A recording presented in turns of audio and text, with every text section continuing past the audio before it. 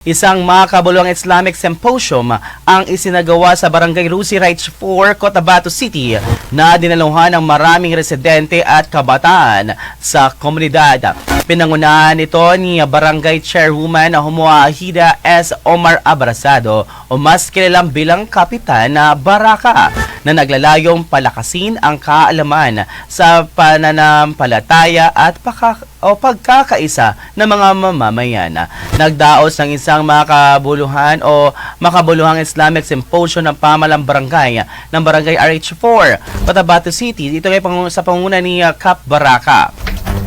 Dinaluhan ng naturang aktibidad ang maraming residente kabilang ang mga kabataan at nakiisa upang mapalawak ang kanilang kaalaman tungkol sa Islam at kahalaga ng pananampalataya sa pang-araw-araw na buhay. Bukod sa mga talakayan at nagbahagi ng kaalaman tungkol sa relihiyon, nagkaroon din ng raffle draw na inihanda ng pamunuan ng barangay upang makapagbigay saya karagdagang tulong sa mga residente. Ilan sa mga pinamigay ang papremyo ang grocery items at mga sako ng bigas na ikinatuwa ng mga pinalad na manalo. Nagbigay rin si Kapitana Baraka ng hadiya o munting regalo sa mga kabatang dumalo sa programa bilang pasasalamat at paghikayat sa kanila na patuloy na makilahok sa mga aktibidad ng komunidad.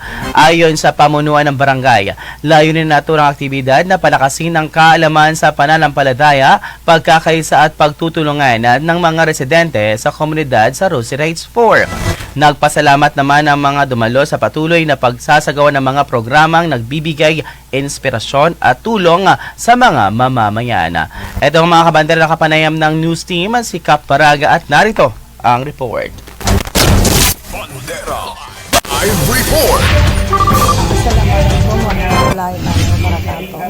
Opo, ngayon po nagkaroon tayo ng Islamic Symposium dito sa ating barangay. Ngayong buwan po ng Ramadan. So, meron din po tayong paraffle sa ating mga constituents po na dumalo sa ating symposium ngayong gabi. So, nagpapasalamat po ako sa ating sa Office of Senior Minister po na nagbigay ng ayuda po sa atin. Maraming salamat po, Office of Senior Minister Barm. Ano po yung feeling po, Kap Baraka, no, na ngayon na ilang araw na lang ay matatapos na po yung ating Ramadan?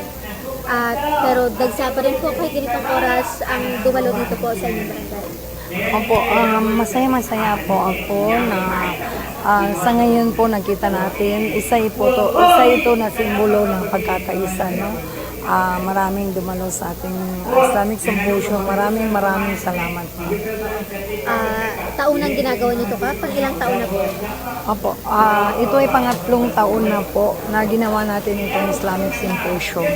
Sana inshallah tuloy-tuloy po itong gagawin natin para mabigyan yung mga constituents natin na Islam ng pagkakataon na alaman nila ang mga dapat na para sa Islam o na matuto sila. Kap, ulitan na po natin. Ano po itong mga pinamigay po natin na ayuda sa mga constituents po natin? Opo, namigay po tayo ng 10 kilos na bigas may kasamang grocery po sa 150 na constituents po ang mabigyan natin ng 10 kilos na rice. Then, meron din po tayong binigyan na 5 constituents natin na tig 25 kilos. Yan nga kabandera ang naging panayam ng Bandera News Team kay Kap Baraka ng RH4.